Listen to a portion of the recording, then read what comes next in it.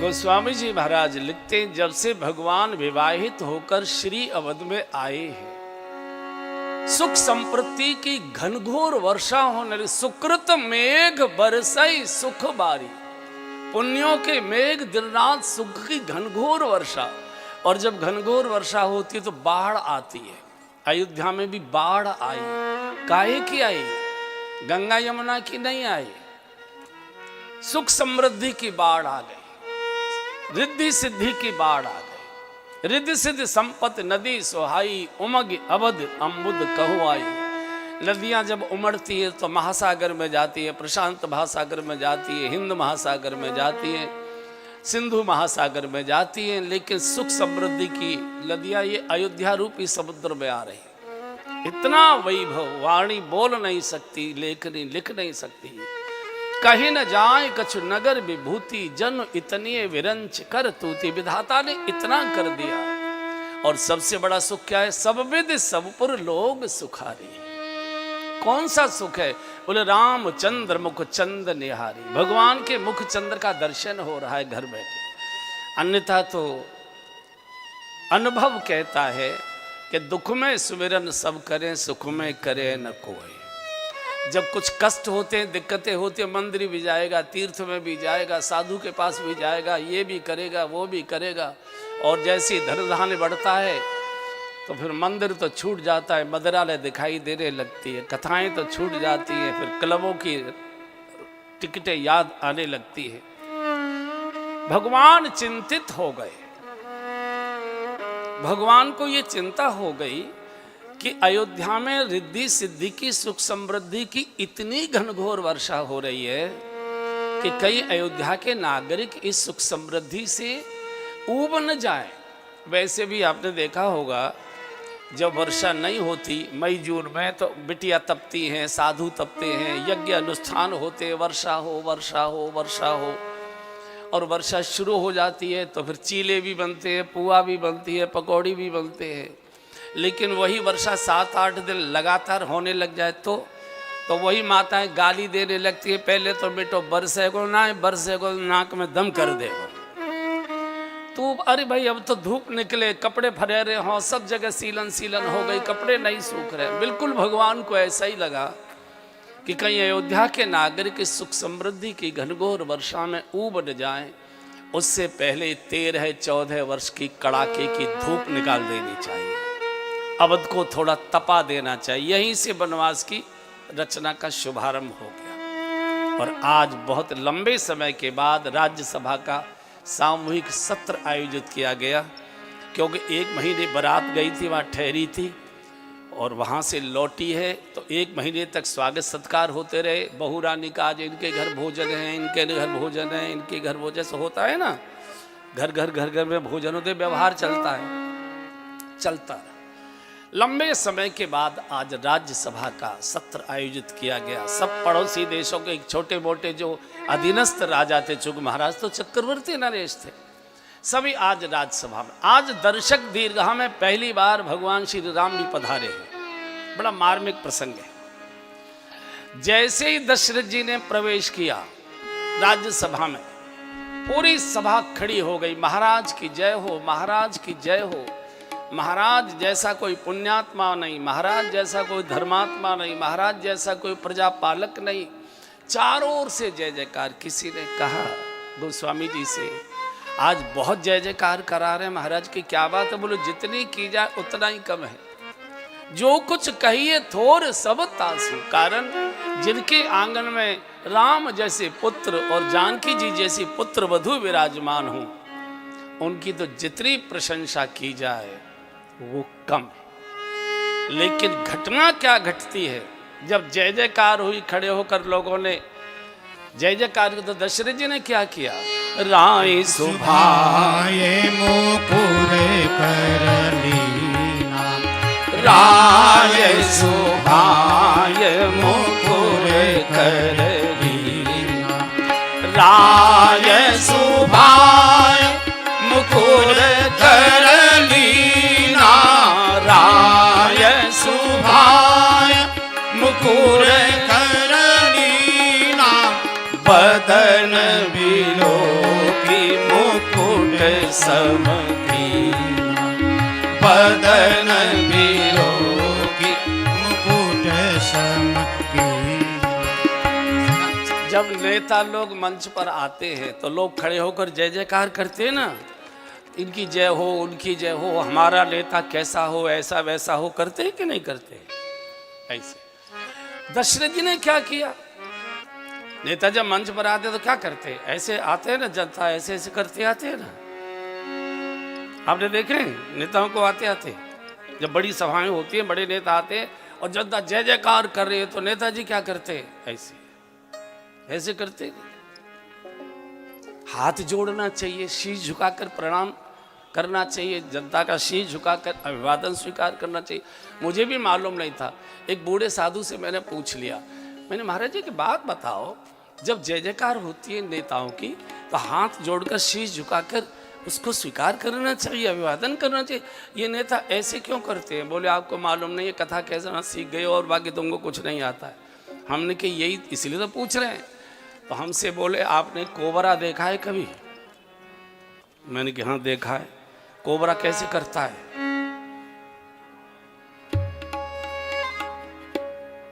ये संकेत है नेताजी का, किसी को छोड़ूंगा नहीं, किसी को नहीं छोड़ूंगा। शीशा देखने लगे। सचिव ने कहा एकांत में महाराज घर शीशा चले, शीशा देखकर नहीं चले थे, भरी सभा में शीशा देखा। दशरथ जी ने कहा कि मैंने तो भरी सभा में देखा, तुम कृपया एकांत में देख लिया करो। और यही जीवन का सत्य है। शीशा कब देखें? जब जय जयकार होने लगे, अमुक की जय हो, हमारा नेता कैसा हो, ऐसा वैसा तैसा हो, जो भी बोला जाता है। लोग खड़े होकर स्वागत करने लगे, अपनी कुर्सी छोड़कर आपको हाथ पकड़कर आदर से बिठाने लगे। तब शीशा जरूर देख लेना चाहिए कि जितना सम्मान मुझे दिया जा रहा है, जितने प्रणाम मुझे किए जा रहे हैं, जितना आदर मुझे मिल रहा है, उसके योग्य में हूं या नहीं हूं। और नहीं हूं तो गुणों में वृद्धि करे। ये समाज की श्रद्धा बालू की दीवार होती है। बालू की दीवार बहुत कठिनाई से खड़ी होती है, एक झटके में ढह जाया करती है। इसलिए हमेशा जिनको सम्मान मिलता है, ऊंचे आसन पर बैठने का अवसर मिलता है, उनको बहुत सतर्क सावधान, हजारों आंखें उनको देखा करती है, हजारों आंखें देखती हैं क्या करते हैं, कैसे हैं, क्या। तो दशरथ जी चूंकि धर्म धुरंधर गुण नित ज्ञानी है, इसलिए शीशा देखना माने आत्मनिरीक्षण करना। तो क्या दिखाई दिया? श्रवण समीप भय सित केसा, कान के पास सफेद बाल दिखाई दे गए। और बुढ़ापा कान के पास से ही आता है। आजकल तो बुढ़ापा आने ही नहीं दे रहे, हर 8वें दिन पोत के बैठ जाते हैं। कान के पास के सफेद बाल ने राजा के कान में उपदेश कर दिया, राजन अब ये काले काम बंद करो, उज्जवल कार्य करो, वेद का पालन करो, तमसो मां ज्योतिर्गमय, अंधकार से प्रकाश की ओर बढ़ो, असतो मां सद्गमय, भोग से भक्ति भगवान की ओर, तपस्या साधना की ओर चलो। उसी समय निर्णय कर लिया कि मुकुट मेरा तिरछा हो गया है। मुकुट सत्ता का प्रतीक है और सत्ता का स्वभाव होता है, सत्ता हमेशा एक पक्ष की ओर झुकी होती है। जिधर झुकी होती है उसके दुर्गुण नहीं दिखाई देते, जिधर से झुकी होती है उसके सद्गुण नहीं दिखाई देते। लेकिन दशरथ जी ने इसको सम कर लिया, क्योंकि धर्मात्मा राजा हैं, सत्ता हमेशा विषम रहती है। उसी से मैंने निर्णय कर लिया ये सत्ता गिरे, मुकुट गिरे, उससे पहले किसी योग्य शीश पर इसको धारण कर देना चाहिए। और समाज के जितने दशरथ यहाँ बैठे हैं, ये उनके लिए सूचना है कि मुकुट तिरछा हो रहा है, गिरे उससे पहले योग्य शीश पर धारण कर दीजिए। आज के युग में बच्चों को सब कुछ छोड़कर दे देना आवश्यक नहीं है। हर मौसम के जैसे समय के नियम अलग होते हैं, हर मौसम का कानून अलग प्रकार का होता है। ये इस कलयुग में सब कुछ बच्चों को छोड़ना नहीं, दखल छोड़िए, अधिकार छोड़िए, निर्णय छोड़िए, निर्णय बच्चों को करने दीजिए, मार्गदर्शन करिए, सहारा दीजिए, समस्याओं में समाधान करिए, उनका सहयोगी बनिए, निर्णायक मत बनिए। नहीं तो बच्चे लोग जो पापा जी कहते हैं वो कर देते, जो बताते हैं वो कर देते। बच्चों में कभी इनिशिएटिव आएगा ही नहीं, निर्णय लेने की क्षमता प्रकट ही नहीं होगी। एक सज्जन ने मुझे पूछा कि ये हम कब निर्णय करें कि अब ये बच्चों को समर्पित कर दिया जाए, अधिकार उनको, सहयोगी हम बने। हमने कि जब दो घटना पैदा हो जाए तब क्या, हमने कि जब अपने बेटे की बहू की गोद में बच्चा आ जाए और उधर बिटिया की गोद में बच्चा आ जाए, माता पिता को भीतर से बाहर आ जाना चाहिए। फिर बाहर के ड्राइंग रूम में, बाहर के बरामदे में, बाहर के चबूतरे पर बैठो, भीतर क्या हो रहा है उनको करने दीजिए। आपका युग चला गया, आपका युग चला गया। और जो हमेशा दरवाजे पर बैठकर देखते रहते कौन आया, क्या लेकर गया, क्या लेकर आया, खलते में क्या लेकर, हो साड़ियों की झांग लगी है फिर साड़ी खरीद लाए, तो वो ये मनौती मनाते हैं कि हे भगवान दुनिया चली जा रही है, बूढ़ा क्यों नहीं जा रहा है। बच्चों को सिखाइए, तुम्हारे भाग्य में नहीं था, उनके भाग्य को मत कोसिए, उनके भाग्य से वही वह बढ़ा है। इसलिए हमेशा उनको थपथपाइए, उनको उत्साहित करिए, दखल न्यूनतम भी मत दीजिए, सहयोगी बनिए, सलाहकार बनिए, आनंद आएगा। और तय कर लिया, उसी समय सचिवों को घोषणा कर दी, तैयारी करो, तैयारी करो, कल राम का राज तिलक होगा। वशिष्ठ जी को कहा गुरुदेव मेरे राम को जाकर थोड़ा सा ज्ञानोपदेश करके आए। वशिष्ठ जी का बहुत बड़ा सम्मान था। आज पहली बार भगवान के द्वार पर वशिष्ठ गुरुदेव पधारे प्रातःकाल। भगवान के गुरुदेव मुझे बुला लिया होता, मैं आ गया होता। बोले नहीं राघव, एक जरूरी बात तुमसे करनी थी, आज्ञा करें। बोले राम करहु सब संयम आजु, राम करहु सब संयम आजु, राम करहु सब संयम आजु, राम करहु सब संयम आजु, जो विधि कुशल निवाहे काजु, जो विधि कुशल निवाहे काजु। ये भारत की परंपरा थी, सत्ताधीश को सत्ता समर्पित करने से पूर्व इस देश का गुरु उसको संयम का उपदेश करने जाता था। राम करो सब संयम आजू। सत्ता भोग के लिए नहीं होती, सत्ता सेवा के लिए होती है, उपभोग के लिए नहीं होती, सेवा के लिए होती। मनसा वाचा कर्मणा, ब्रह्मचर्य का पालन करना भैया। जितना हो सके एक आसन पर बैठकर हरि नाम का सुमिरन करना, फलाहार करना, ताकि विधाता सब कुछ ठीक ठाक करवा दे।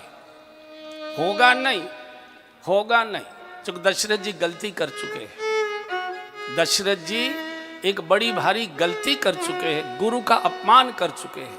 ये नहीं कहा कि गुरुदेव जाओ, राम को थोड़ा उपदेश। दशरथ जी ने आज्ञा क्या दी सचिव के माध्यम से, बोले जा रे जा, जैसे हम कहते जा रे जा, पंडित जी को बुला ला। बिल्कुल वही भाषा बोलिए। तब वशिष्ठ बुलाए, तब नर नाह वशिष्ठ बुलाए, तब नर नाह वशिष्ठ बुलाए, तब नर नाह वशिष्ठ बुलाए, राम धाम सीख दे न पठाए, राम धाम सीख दे न पठाए। साधु पर कोई फर्क नहीं पड़ता है, क्योंकि सत्ता का भी एक अहंकार होता है, साधु को भी उसे स्वीकार करना पड़ता है। भगवान की आंखों में आंसू आ गए। गुरुदेव आश्रम बुला लिया होता, मैं आ गया होता, आपने क्यों कष्ट किया। बोले एक जरूरी बात थी। क्या था। बोले राम करो सब संयम आजू, जौं विधि कुशल निभाए काज। आज की रात बेटा सब प्रकार का संयम करना, मनसा वाचा कर्मणा ब्रह्मचर्य का पालन करना, फलाहार करना और जितना हो सके एक आसन पर बैठकर हरि नाम का सुमिरन करना, ताकि जो होने जा रहा है कल तुमको सत्ता समर्पित होने जा रही है, ताकि वो सकुशल संपन्न हो जाए।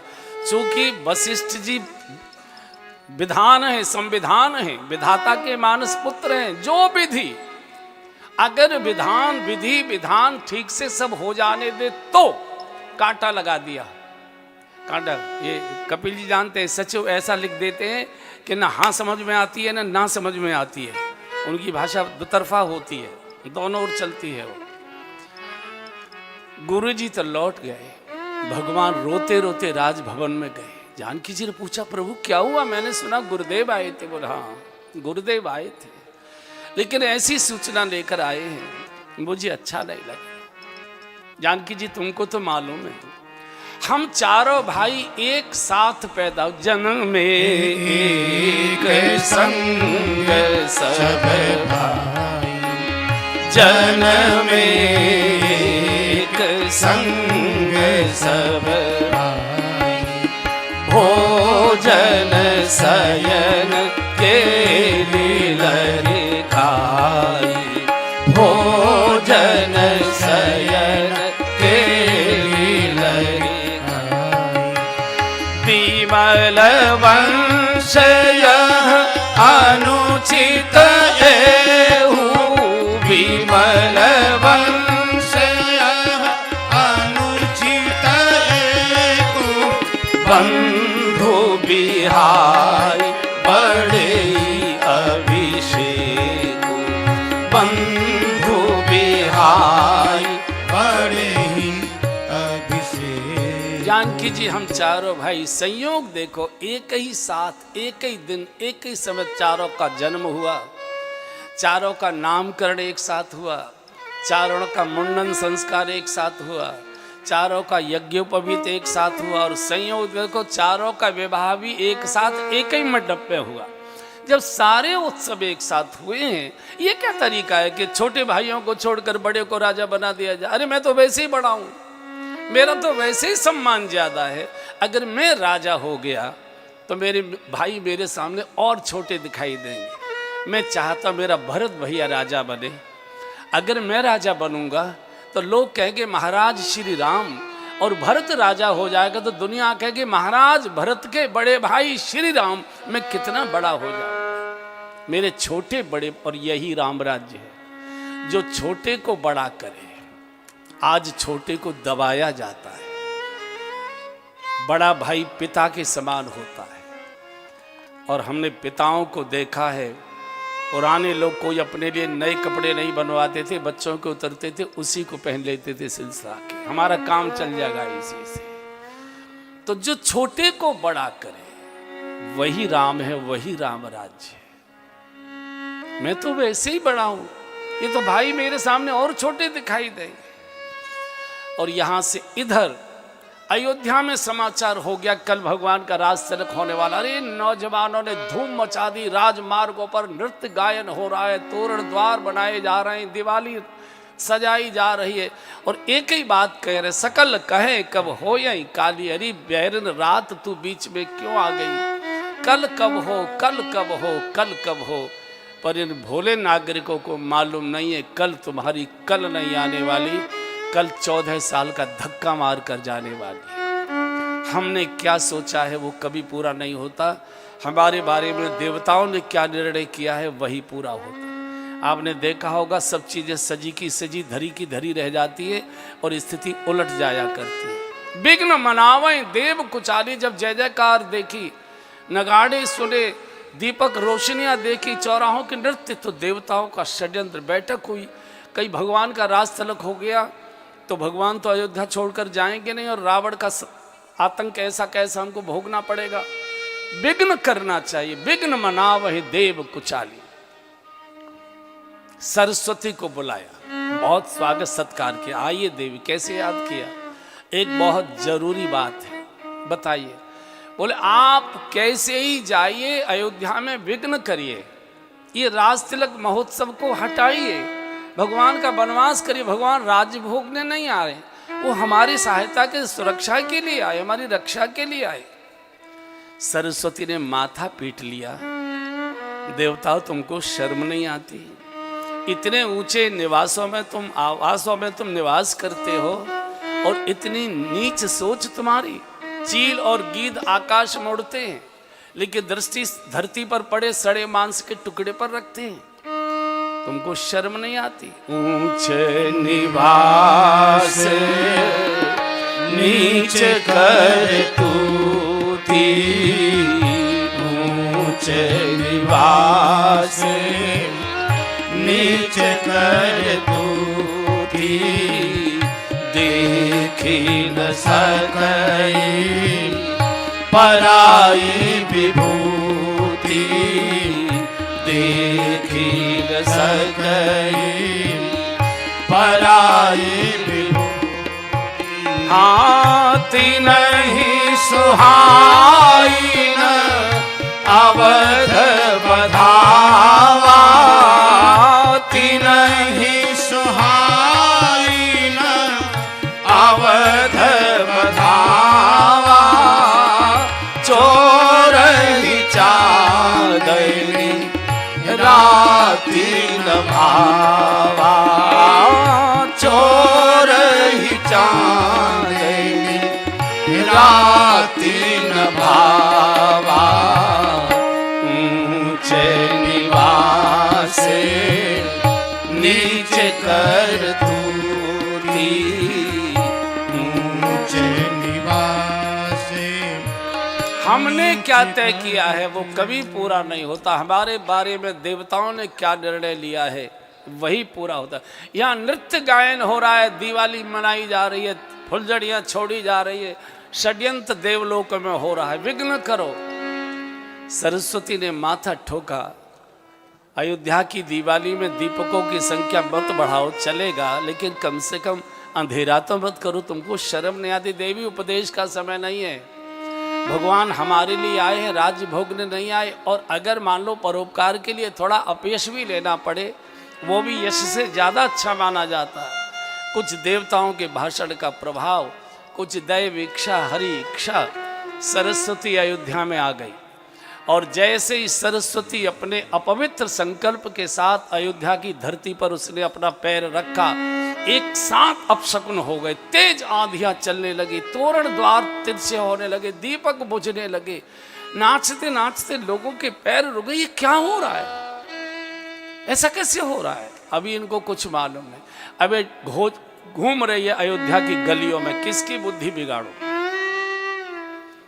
सरस्वती ने सोचा जिसका जन्म अयोध्या में हुआ होगा उसकी बुद्धि नहीं बिगाड़ी जा सकती। जिसने बचपन से सरयू माँ का जलपान किया होगा उसकी बुद्धि नहीं बिगाड़ी जा सकती। कोई और मिलना चाहिए। तो खोजते खोजते मिल गई नाम मंथरा मंदमती, और चेरी के कई के मंथरा मिल गई। ये केकई देश में जन्मी थी, केकई कश्मीर की थी, और ये साथ में आई थी सेविका के रूप में। और देखिए भूमि का कैसा संस्कार होता है। कश्मीर ने त्रेता में भी रुलाया था और कश्मीर आज तक भी रुला रहा है। भूमि का बड़ा संस्कार होता है। मंथरा ये कुसंग है बंधु, और कुसंग कितने बड़े परिवार में बैठा हुआ है। जिस परिवार के मुखिया धर्म धुरंधर गुण निधि ज्ञानी महाराज दशरथ हैं। दशरथ सामान्य राजा नहीं थे। दशरथ जी से मिलने के लिए इंद्र स्वर्ग लोक से चलकर अयोध्या आया करता था। कभी कभी सलाह मशवरा लेने के लिए इंद्र दशरथ जी को यहाँ से स्वर्ग लोक बुलाया करता था। त्रेता तक स्वर्ग के अंदर धर्मात्माओं का आना जाना था। द्वापर से बंद हुआ है। सतयुग और त्रेता में धर्मात्माओं का सशरीर स्वर्ग जाना आना था। देवता भी आते थे मिलने धर्मात्मा लोगों से। तो इतने बड़े परिवार में, जिसके आंगन में अनंत कोट ब्रह्मांड का नायक, चराचर जगत का स्वामी, परात्पर पर ब्रह्म परमेश्वर राम बेटा बनकर जिस आंगन में घूम रहे हैं, उसमें कुसंग बैठा हुआ है। जिसके आंगन में काल लक्ष्मण जी के रूप में बालक बनकर घूम रहा है, उसके घर के अंदर कुसंग बैठा हुआ है। विष्णु महाविष्णु के अवतार श्री भरत जी, उनके घर में कुसंग बैठा हुआ है। भक्ति के अवतार जानकी जी जिस आंगन की बहू बनकर आई है, उस घर में कुसंग बैठा हुआ है बंधुओं। और कुसंग हमेशा नौकर नौकरानी बनकर ही आता है। बहुत बड़े बड़े परिवारों के बच्चों को ये घर के नौकर चाकर बिगाड़ दिया करते। मेरी बात का अनर्थ मत लगाइए, अनुभव बोल रहा हूं, अनुभव बोल रहा हूं। आ गई मंथरा। सत्संग भले ही मत करिए, चलेगा, चादर ओढ़कर सोते रहिए, कृपया कुसंग मत करिए। बरु भल बास नरक करता था, बरु भल बास नरक करता था। दुष्ट संग जनि दे विधाता, दुष्ट संग जनि दे विधाता। एक सज्जन ने हमसे पूछ लिया एक बार, कैसे पता लगे कि हम कुसंग में हैं? हमने कि देखो, जानते सब हो तुम। कुत्ता भी जानता है गलत क्या है सही क्या है। आप प्रयोग करके देखिए। आप अपने हाथ से किसी कुत्ते को रोटी का टुकड़ा डालिए, तो जहां आप रोटी का टुकड़ा डालेंगे, कुत्ता वहीं बैठकर उस रोटी को खाता है। और जब कुत्ता किसी घर से चुरा कर ले जाता है, तो 2-3 गलियां छोड़कर दूर अकेले में एकांत में जाकर खाता है। कुत्ता इस बात को जानता है कि मैं अशुभ कर रहा हूं, मनुष्य नहीं जानता। मैंने कहा मैं फिर भी संकेत दिए दे रहा हूं। कुसंग क्या है? जिधर जाते समय धक धक होने लगे, जिधर जाते समय कनखियों से देखना पड़े कोई परिचित तो नहीं है, कोई जान पहचान वाला तो नहीं खड़ा है इधर, वो मार्ग कुसंग का है। जहां बैठे घबराहट होने लगे कि कोई जान पहचान का ना आ जाए, तो वो जगह कुसंग की है जहाँ बैठे हुए। जब आप लौट कर आ रहे हैं तो बाएं दाएं देखना पड़े कनखियों से कि कोई जान पहचान वाला तो नहीं है बाहर गलियों में, वो जगह कुसंग की है। मत जाइए, मत जाइए, मत जाइए। कई लोग कहते हैं कि नहीं, हमारा जरा लाइजन का काम है, थोड़ा सा अधिकारियों के साथ थोड़ा एक आधा घूंट दिखाने के लिए पीना पाना पड़ता है, वैसे हम रोज पीने वाले नहीं है। ये गलत बात है। एक घूंट अगर गया तो वो आगे चलकर कुंड बन जाता है, चिता तक वो साथ रहता है। भले ही सत्संग में मत जाइए, कुसंग मत करिए, कुसंग मत करिए। इतने बड़े परिवार का सत्यानाश एक नौकर नौकरानी ने कर दिया, बाकी की तो बात छोड़ दीजिए। मंथरा की बुद्धि बिगाड़ दी। तो मंथरा ने बाजे वाले उनको पूछा, भाई ये नाच गाना बारे, अरे अरे कुबड़ी, तुझे मालूम है कल राम राजा होने जा रहे हैं, ये सब तैयारी हो रही है। चूंकि मंथरा की बुद्धि तो बिगाड़ी गई थी, सरस्वती अंदर गई तो कैकेयी ने कहा, मंथरे क्या हुआ, बड़ी लंबी लंबी सांसें ले रही है, मेरा राम तो कुशल है ना? सबसे पहले कैकेयी राम की कुशलता पूछती है। कैकेयी हमेशा पूजा घर में बैठकर देवताओं से प्रार्थना करती थी कि इस बार तो तुमने राम को कौशल्या के गर्भ में भेजा है, अगले जन्म में मेरे गर्भ में राम आना चाहिए। इतना राम के प्रति प्रेम करती थी कैकेयी। तो कहा क्या बात है, मेरा राम तो ठीक है ना? बोले राम है छांड कुशल के, आज राम जी के अतिरिक्त कोई दूसरा कुशल है ही नहीं है। जय जनेश देई युवराजू, कल वो युवराज राजा होने जा रहे हैं। ओहो, कैकेयी तो इतनी गदगद हो गई, जितने हार पहने थी हीरे जवाहरातों को सब उतार कर मंथरा के गले में डाल दिया। अरे मंथरा कितना सुंदर समाचार लेकर आई।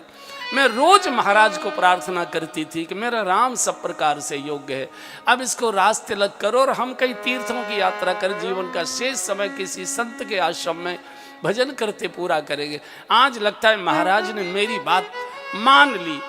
तो जैसे ही फेंका तो कैकेयी ने कहा, क्या बात है, थोड़ा कम लगता है क्या, और दूं?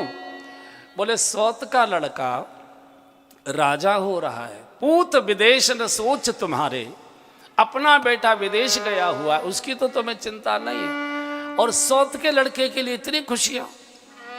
कहीं ने कहा खबरदार कुबड़ी, जो दो झापड़ मारूंगी, एक शब्द आगे निकाला जीभ खींच लूंगी। हैं? कौशल्या को तू सौत कहती? कौशल्या मेरी माँ है, मेरी माँ ने भी जितना लाड प्यार नहीं किया जितना कौशल्या ने किया, और तू राम के बारे में ऐसे हल्के शब्द बोलती है। मैं तो प्रार्थना करती हूँ विधाता, इस बार तो हो गया तुम्हारे से गलती के कौशल्या जी के गर्भ में राम गए, मेरे गर्भ में आना चाहिए। तो मंथरा ने कहा ठीक है, कौन नृप हो हमें कहानी, हमको तो नौकरानी रहना है, लेकिन हम जो सुन के आए हैं वो हमसे नहीं सहा गया, इसलिए हमने बोल दिया, हमको क्या लेना देना। बस यही भूल केकई से हो गई। केकई ने दोनों कंधे पकड़कर कहा अरे मंथरे क्या बात है, तू ऐसा क्यों बोल रही? और कुसंग को बंधुओं लकड़ी से भी नहीं छूना चाहिए। इतना इतना झटका मारता है कुसंग, इतना। मैं फिर बोल रहा हूं, भले ही सत्संग मत करो, कुसंग मत करो। तो बता तो सही, बोले जो सुनकर आए, राजमाता कौशल्या बनेंगी, राम राजा बनेंगे, युवराज लक्ष्मण जी बनेंगे, आपको अगर नौकरानी बन के रहना है तो रही नहीं, उठा के जेल में बंद कर दे जाए। कुसंग का प्रभाव के कई देश के रजोगुण के संस्कार जागे तो मैं और नौकरानी, बोल क्या करना है मुझे? एकदम जीभ दबा दी दांत से, बोले जो मैं कहूंगी सो करोगी? बोले हाँ, तू मेरी गुरु और मैं तेरी चेली। और एक दिन स्थिति यही होती है, कुसंग मालिक हो जाता है हमारा और हम उसकी आज्ञा का पालन करने वाले बन जाते। तो बोले ऐसा करो, शाम को राजा आएंगे, आपके यहाँ चाय पीने आते हैं, उसके बाद कौशल्या जी के यहाँ जाते हैं। ये कपड़े रेशमी उतारो, ये मोटे फटे कपड़े पहनो, जेवर फेंक दो, लाइट बुझा दो, धरती पर उल्टी लेट जाओ, कोप भवन में चले जाओ। और बंधुओं, ये कुसंग की ताकत है जो केकई जैसी भरत की माँ को भी कोप भवन में भेजने के लिए मजबूर कर देती है। वो कनक भवन से निकाल देती है कोप भवन में। संस्कृति के सुंदर वस्त्रों को उतरवा कर विकृति के काले कपड़े पहना देती है। पहुंच गई कोप भवन में। इधर दशरथ जी राज्यसभा से निवृत्त होकर इतने गदगद होकर बाहर निकलने के, रोज केकई कहती थी राम का राज तिलक करो, आज सरप्राइज दूंगा, कितनी खुश हो जाएगी। लेकिन राजा को मालूम नहीं है कि भंडा फूट चुका है। और सांझ समय सानंदन पर और गए के कई गे,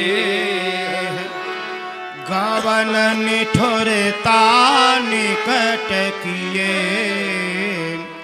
जनु धर दे हसने। सांझ आनंद से आ रहे थे दशरथ जी, सरप्राइज दूंगा, कितनी खुश होगी।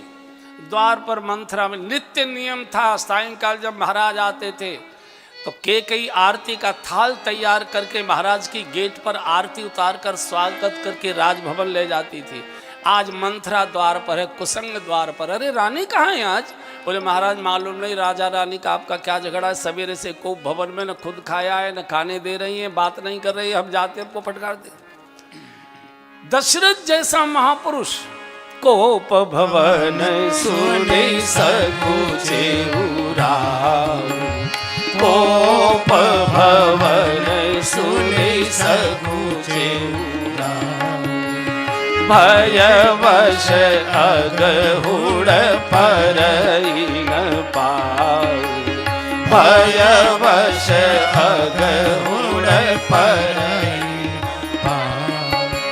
सुरपति बसह बाहुबल जाके, सुरपति बसह बाहुबल जाके, नरपति रहि सकल रुख ताके, नरपति रहि सकल रुख ताके, सो सुनिति ऋषि गयउ सुखाई, सो सुनिति ऋषि आजी देखहु काम प्रताप बड़ाई, देखहु काम प्रताप बड़ा। अरे दुनिया के लोगों कुसंग की ताकत देखो। इंद्र जिनसे सुरक्षा की मांग करता, सुरपति बसे बाहुबल जाके, जिसके आंगन में ब्रह्म बेटा बनकर, काल बेटा बनकर, भक्ति बहू बनकर घूम रही है, आज वो राजा रानी रूठ गई तो राजा सूख गए। देखो काम प्रताप बढ़ाई कि राम का बाप भी आज थर थर कांपने लगा और धीरे धीरे अंधकार में धरती पर पड़ी थी। बहुत प्यार से कंधा छुआ है रानी के, ये तो रानी रिसान, आप क्यों रूठ गई हो? इतनी जोर का झटका मारा, मानव सरोष भंग भामिनी विषम भांत निहारई, जैसे अंधेरे पर में नागिन पर पैर पड़ जाए, जैसे वो फन मारती है ऐसे फन मार। किसी ने गोस्वामी जी से पूछा कि केकई जैसी महारानी को आप सांपिन का क्यों उदाहरण दे रहे हैं? बोले सांपिन का स्वभाव है, जब क्रोध करती है तो अपने बच्चों को ही खा जाती है। आज ये केकई अपने बच्चों को ही खाने के लिए पड़ी और बार बार कह रहा, सोमुखी सुलोचन पीक बचन, कारण मोहि सुना, गज गामिनी निज को खुशामत में लगे, बार बार कर वो झटका मार दे, बार हे सुमुखी, हे सुलोचनी, हे कोकिल बैनी, हे मृग नयनी, हे गजगामिनी।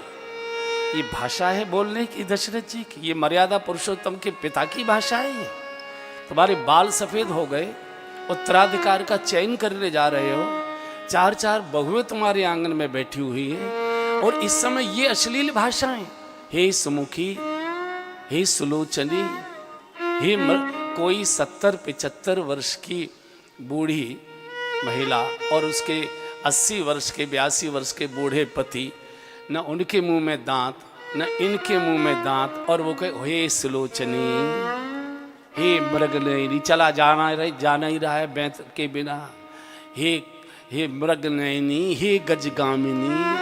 कैसा लगेगा? भगवान के मर्यादा पुरुषोत्तम के बाप की ये भाषा नहीं है, ये तो कामी पुरुष की भाषा है, जो कामातुर हो गए दशरथ। अरे भामिन भयो तोर मन भावा, तेरा मन की ही बात किए, घर घर नगर आनंद बधावा, राम राजा होने जा रहा और लंबी, ओहो मैं समझ गया। कोई तुमको मुझसे पहले समाचार देगा तो रानी ऐसे समय में मांग जांच के लिए रूठा मटका करते रहे, तुझे जो मांगना है मांग ले। बैठ गई, सच कहते हो, जो मांगूंगी सो दोगे। अरे बोले रानी तुम किससे बात कर रही हो? हैं? किससे बात कर रहे हो? तुमको मालूम नहीं कौन हम रघुवंशी हैं और रघुकुल रीति सदा चली आई, रघुकुल रीति सदा चली आई, प्राण जाई बर बचन न जाई, प्राण जाई बर बचन न जाई। हम रघुवंशी हैं, हमारे प्राण जा सकते, बोला गया वचन वापस नहीं जाता है। और अगर तुझे मेरे शब्दों पर भरोसा न हो तो मैं राम की सौगंध खाकर कहता हूं, जो मांगोगी सो मिलेगा। बस हो गया, हिरनी फंदे में आ गई। मंथरा ने समझा दिया था कि जब तक राम कसम न खा ले होठ नहीं खोलना, और जैसे ही राम कसम खाई है, अरे कौशल्या जी के आंगन में एक साथ दीपक बुझ गए। अपशकुन हो गया, महाराज ये क्या कर डाला आपने? अभी कुछ मालूम नहीं। कौशल्या जैसी भोली माँ को बैठ गई। बोले मेरा पहला वरदान देव, एक वर भरत टीका, अयोध्या का राज्य मेरे भरत को। दशरथ जी को लगा इसमें तो कोई अंतर नहीं है, मोरे भरत राम दो आंखें, दोनों समान ही हैं, और राम तो पहले ही चाहते थे कि भरत राजा बने, कोई अंतर नहीं। दूसरा बोलो। बोले मांगो दूसर वर कर जोरी, दूसरा वरदान तापस वेश विशेष उदासी। तपस्वी वेश में उदासीन व्रत के साथ राम का 14 वर्ष का वनवास, दशरथ जी का मुंह फटा का फटा रह गया, आंखें खुली की खुली रह गई।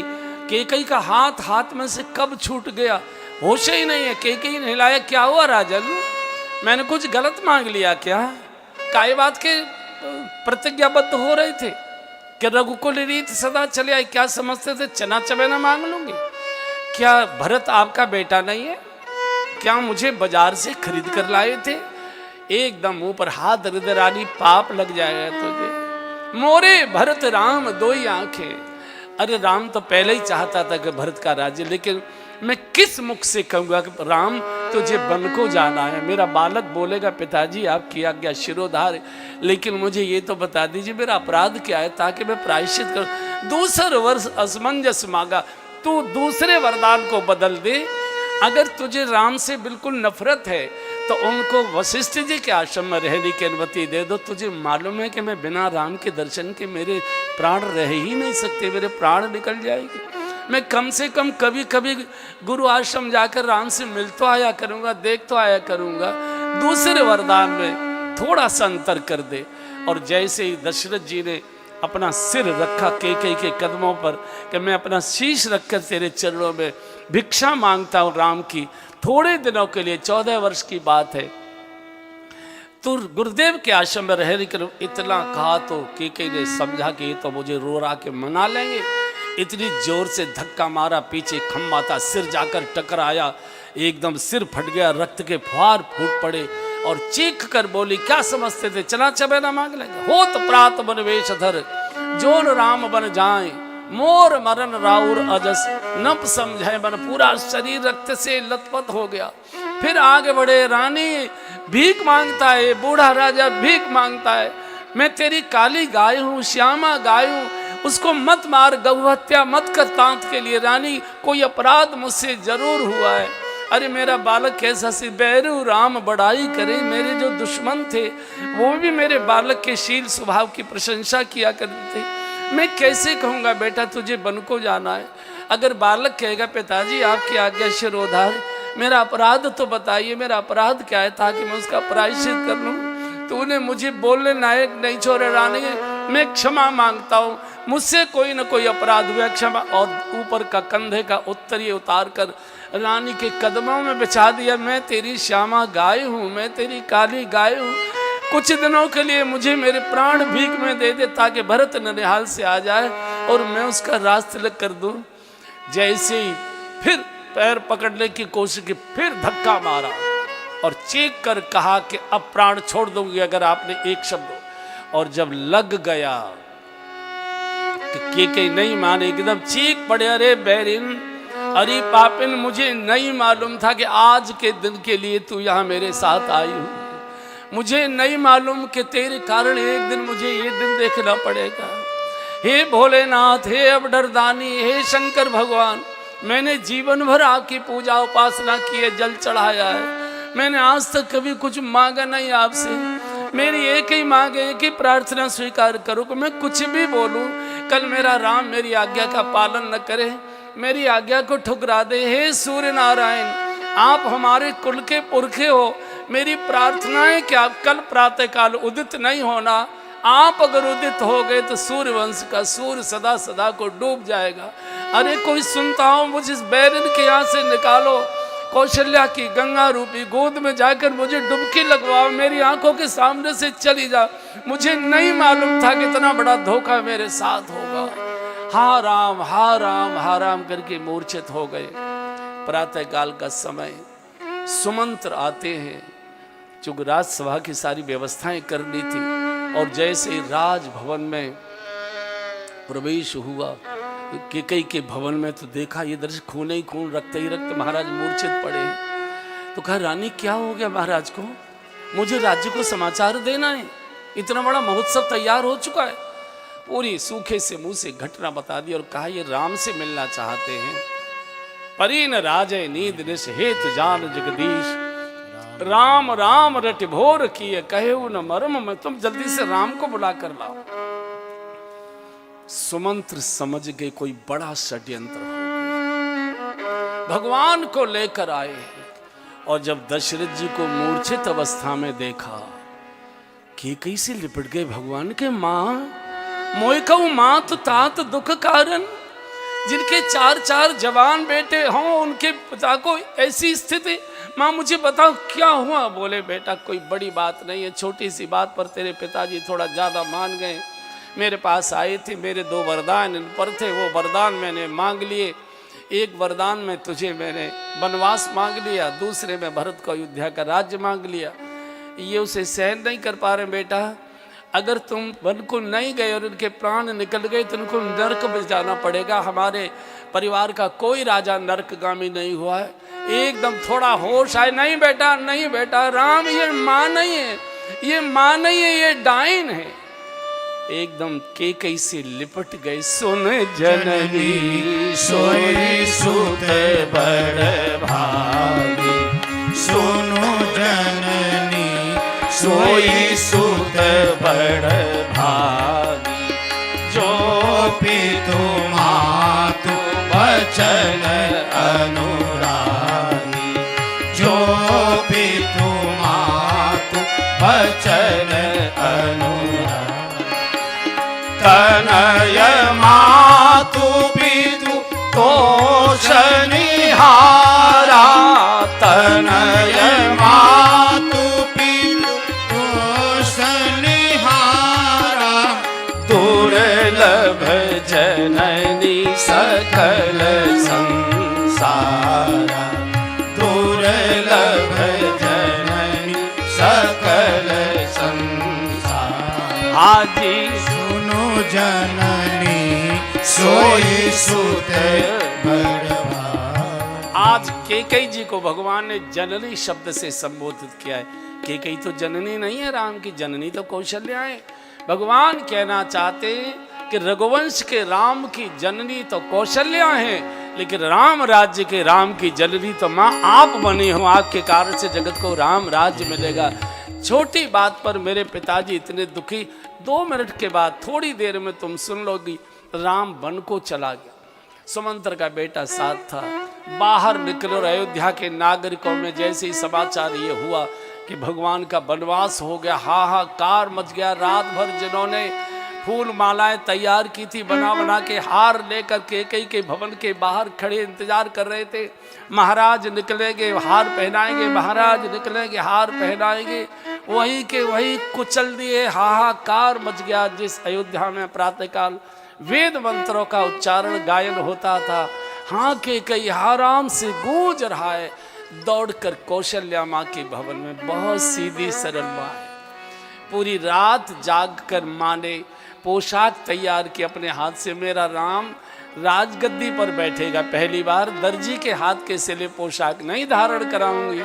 पूरी रात अपने कर कमलों से माँ ने पोशाक तैयार कराई है, मोहन भोग बना के रखा है।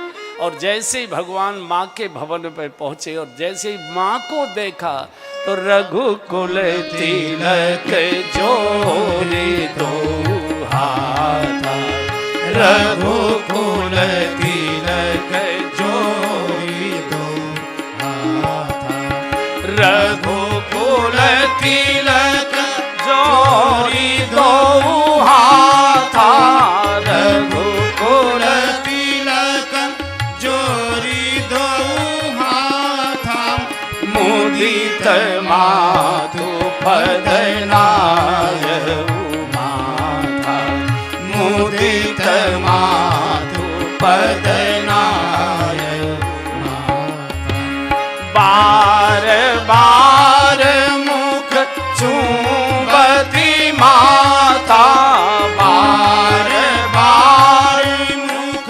चुंबती माता, नयन नेह जल पुलकित दाता, नयन नेह जल पुलकित। बूढ़ी माँ के स्तनों में भाव का दूध आ गया जब भगवान ने जाकर हाथ जोड़कर माँ के चरणों में प्रणाम किया है। बार बार मुख चूमत माताएं जब छोटे बच्चे को बहुत दुलार करती है, कुछ नहीं करती, बार बार चूमेंगे, बार बार चुम्बन लेंगी, बार बार चुम्बन लेंगे। बूढ़ी माँ के स्तनों में भाव का दूध आ गया।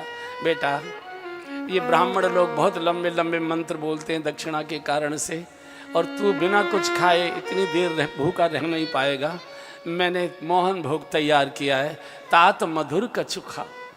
भगवान सोच रहे से भोली माँ को कैसे बताऊं, तेरा मोहन भोग तो कड़वा हो चुका है, बोल नहीं पा रहे। तो सुमंत्र के लड़के ने जब सारी घटना सुनाई कि ऐसा ऐसा हो गया, अब देखिए कौशल्या जी का चरित्र प्रकट होता है।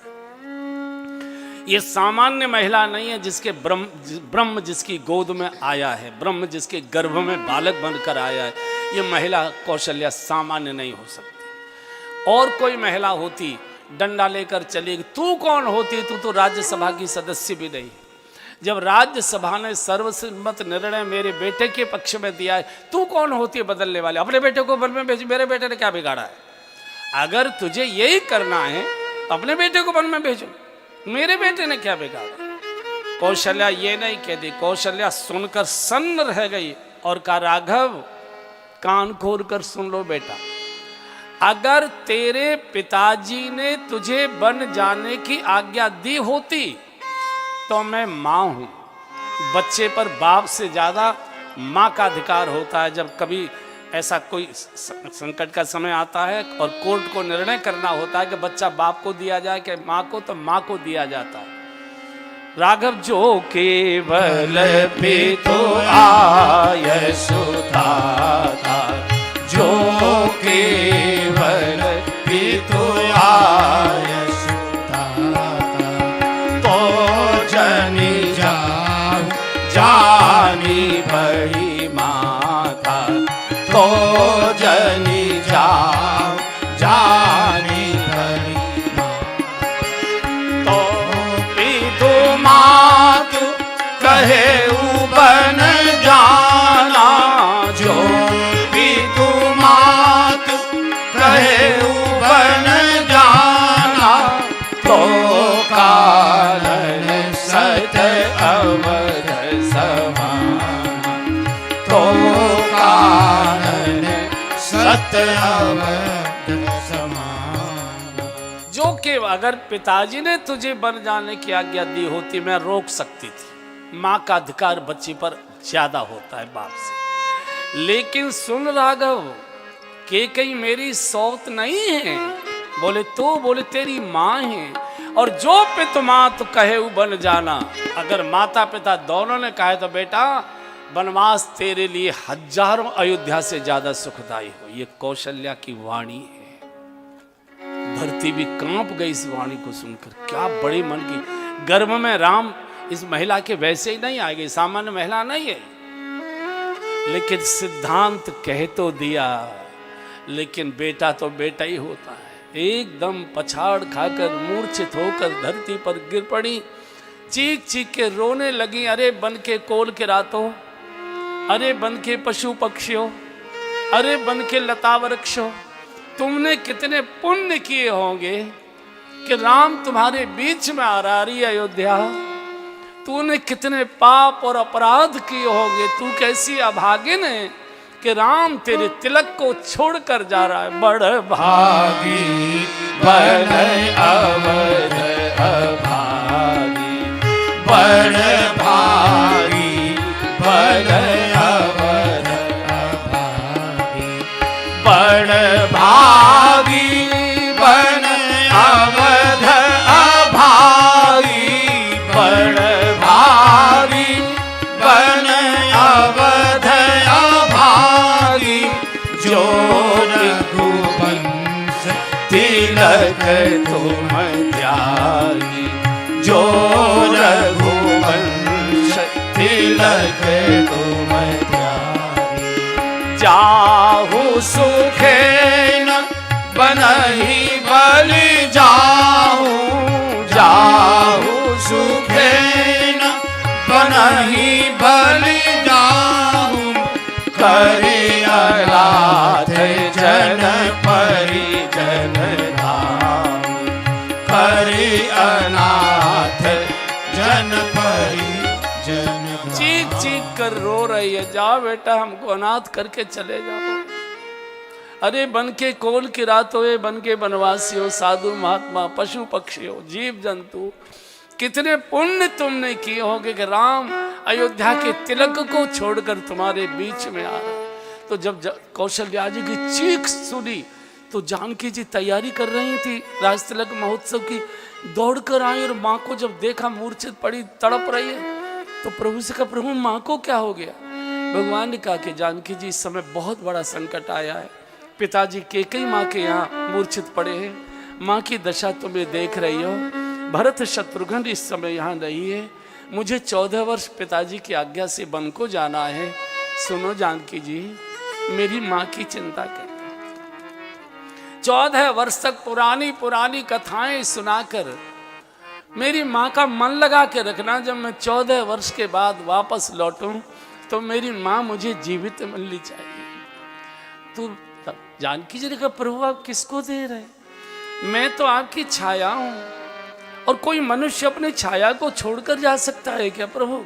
और आपको मालूम है, जिया बिनु दे है नदी बिनु बाई, जिया बिनु दे है नदी बिनु बाई, जिया बिनु दे है नदी बिनु बारी, जिया बिनु दे है नदी बिनु बारी, तैसी ये रात पुरुष बिनु नारी, तैसी ये रात पुरुष बिनु नारी, नाथ सकल सुख साथ तुम्हारे, नाथ सकल सुख साथ तुम्हारे, शरद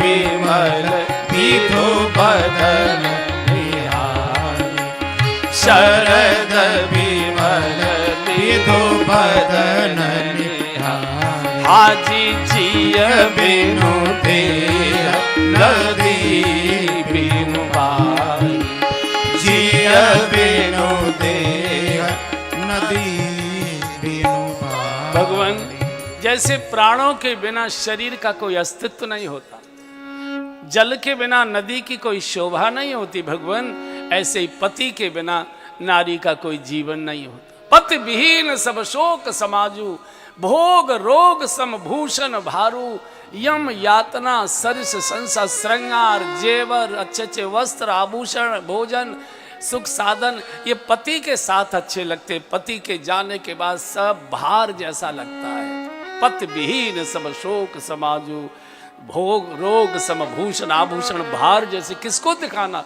ये तो सब पति को रिझाने के लिए श्रृंगार किए जाते थे, पति के बिना तो सब हीन हो जाया करता है। और प्रभु, नाथ सकल सुख साथ तुम्हारे, मुझे कोई सुख नहीं चाहिए, आपके चरणों का दर्शन करती रहूंगी, शरद विमल विधु बदन निहारे, मैं आपको देखती रहूंगी, मुझे कोई दुख याद आएगा ही नहीं। पत्नी के आंखों के सामने अगर पति रहते हैं तो सूखी रोटी भी 56 भोग से ज़्यादा स्वादिष्ट लगती है, और पति के अभाव में न भोग अच्छा लगता है, न श्रृंगार अच्छा लगता है, न आभूषण अच्छे लगते हैं।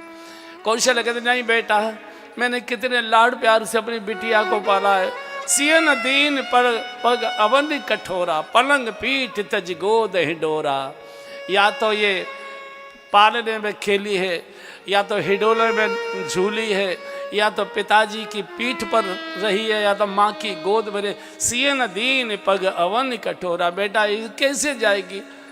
जानकी जी तो शांत हो गई, लेकिन जानकी जी ने नेत्रों के संकेत से कह दिया, भगवान ठीक है, आप नहीं ले जाएंगे, कोई बात नहीं, आप निकलेंगे राजभवन से, मैं उसी समय प्राण छोड़ दूंगा। अब भगवान ने सोचा, जब जानकी जी प्राण छोड़ेंगी तो लीला कार्य का बोले, अच्छा जल्दी करो, अगर पिताजी को कुछ 19-20 हो गया मुश्किल हो जाएगी। इतने में घटना घटित हो गई।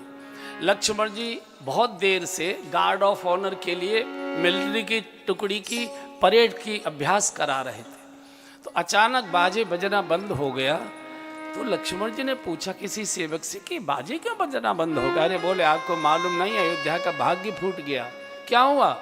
बोले भगवान का वनवास हो गया, प्रभु वन को जा रहे हैं 14 वर्ष के लिए, वहीं छोड़कर आ गए, दौड़े आ गए और कुछ नहीं बोले, हाथ जोड़कर आंखों से आंसू ऐसे खड़े। भगवान ने कहा लखन बहुत बड़ा संकट और अयोध्या की सारी जिम्मेदारी तुम्हारे ऊपर, मुझे आज्ञा हुई है पिताजी की 14 वर्ष वन के जाने के लिए, जानकी जी मेरे साथ जा रही हैं।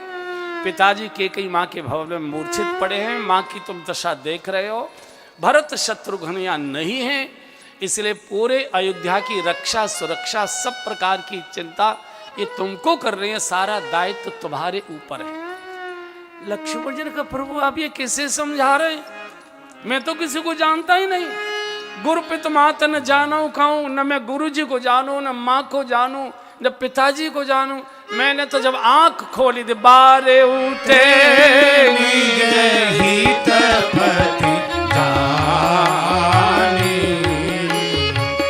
बारे उठे निज हितपति जानी, लक्ष्मण राम चरण रति मानी, लक्ष्मण राम चरण रति मानी। प्रभु मैंने आंख खोली थी जब पहली बार, तो मैंने आपके चरणों का ही दर्शन किया था। मैंने माता पिता मैं तो किसी को जानता ही नहीं, मैं कैसे रहूं। आपने सुना होगा लक्ष्मण जी रोते बहुत थे, सोते नहीं थे और दूध नहीं पीते थे। अब बालक दूध न पिए तो जीवित कैसे रहे, और रात भर रोते थे, नजर उतारते उतारते सारे कुएं खारे हो गए, नजर न उतरे, बड़ी मुश्किल हो गई। तो सुमित्रा जी वशिष्ठ आश्रम गई बालक को लेकर, बाबा इसकी कुछ नजर नजर उतारो, न तो आँख खोलता है, न ये दूध पीता है, न ये सोता है, रोता रहता है, कैसे जिंदा रहेगा। तो वशिष्ठ ने कहा कि ये सामान्य बालक नहीं है, ये शेषनाग का अवतार है, ये बताओ कहाँ सुलाती हो इसे। बोले अपने पास। बोले तुम्हारे पास नहीं सोएगा ये। बोले तो जहाँ राम सोते हैं उनके चरणों में इसे लिटाओ, और राम के दाहिने चरण के अंगूठे को इसके मुंह में दे दो, तो ये अंगूठा पीते पीते ये सो जाया करेगा। बच्चों को अंगूठा पीने की आदत लक्ष्मण जी के द्वारा लगी है, छोटे बच्चे जो अंगूठा पीते हैं ये वहीं से।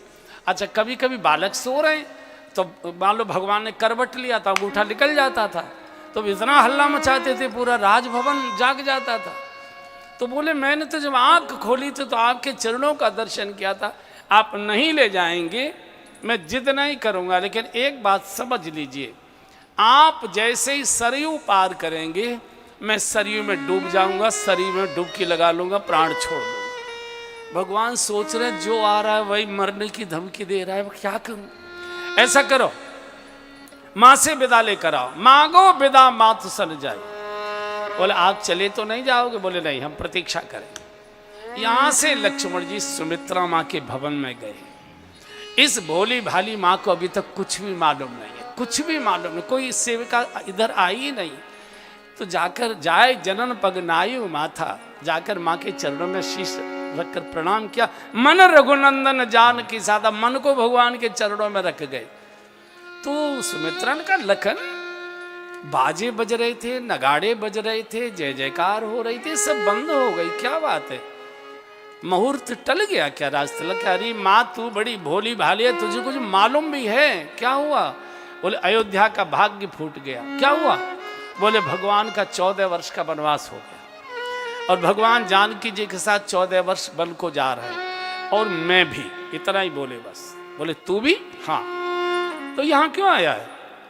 भगवान ने कहा है कि माँ से आज्ञा लेकर आओ, तू मेरी माँ है, आज्ञा चाहिए। एकदम सुमित्रा खड़ी हो गई और सुमित्रा का लखन खबरदार, आज मुझे माँ कहा सो कहा, मैं तेरी माँ नहीं। तो लक्ष्मण जी बोले तुम मेरी माँ नहीं हो तो मेरी माँ कौन है? सुमित्रा जी ने कहा कि बेटा मैं तो धरोहर की माँ थी, 9 मास तुझे गर्भ में धारण करने के लिए धरोहर की माँ बनी थी। और कोई अपनी वस्तु को किसी के घर रख जाए कि हम विदेश जा रहे हैं, ये हमारा जेवर वगैरह सामान जरा संभाल के रखिए, और उस सामान को कोई अपना मान लेते हो तो अपराध हो जाएगा, वो तो आने के बाद वापस करना पड़ता है। तो तुमको मैं तो केवल धरोहर की माँ बनी थी। और सुनो बेटा, ऐसी माँ में डूबने का क्या फायदा है जो आज नहीं कल को मरने ही वाली है। कितने दिन ये माँ तेरा साथ देगी? 50 वर्ष, 60 वर्ष, 70 वर्ष, 80 वर्ष, 85 वर्ष, 90 वर्ष, 100 वर्ष। एक दिन ये माँ तो तुझे छोड़कर चली जाएगी, इसकी तो मौत हो जाएगी। ऐसी माँ की गोद में जाओ जिसका न कभी जन्म होता है न कभी मरण होता है। तो लक्ष्मण जी बोले वो माँ कौन है? बोले तात तुम्हारी मातु बेदे, तात तुम्हारी मातु बेदे, पिता राम सब भांति स्नेही, पिता राम सब गाइए। अवधता जहाँ राम निवासु, अवधता जहाँ राम निवासु, तहि दिवस जहाँ भानु प्रकाशु, तहि दिवस भानु प्रकाशु, जो पैसी राम बद जाई, जो पैसी राम बद जाई, अवध तुम्हार काज कछु नाहि, अवध तुम्हार काज कछु नाहि, तात तुम्हारी मातु बेदे, तात तुम्हारी मातु बेदे। बेटा देह वाली माँ में मत डूबना। देह वाली माँ तो 60 साल, 70 साल, 80 साल, 90 साल, 100 साल छोड़ देगी। वैदे ही तेरी माँ है जिनका देह से जन्म ही नहीं हुआ है, न जन्म है न मरण है। तात तुम्हारी मात वैदे, माता रामो मत पिता रामचंद्र है, स्वामी रामो मत सखा रामचंद्र, सर्वस्वम में रामचंद्रो दयालु, नान्यम जाने नैव जाने न जाने। ये दशरथ तेरे पिता नहीं है, राम तेरे पिता है। पिता राम सब भांति स्नेही। और सुन लखन, अगर सीता जी और राम दोनों बन को जाते, जो पे सीए राम बन जाई, तो अयोध्या में घर में तुम्हारा कोई काम नहीं है। अवध तुम्हार काज कछु नहीं, हमको तुम्हारी कोई आवश्यकता नहीं। मैंने इसी समय के लिए तुझे गर्भ में 9 मास धारण किया था, इसी समय के लिए मैंने प्रसव वेदना सहन की थी, इसी समय के लिए मैंने अपनी गोद में खिलाया और अपने हृदय का अमृत तुझे पिलाया, पाल पोस कर बड़ा किया। जो पैसी राम बर जाई, अयोध्या में तुम्हारा कोई काम। ये है माँ। जाओ राष्ट्र की सेवा करो।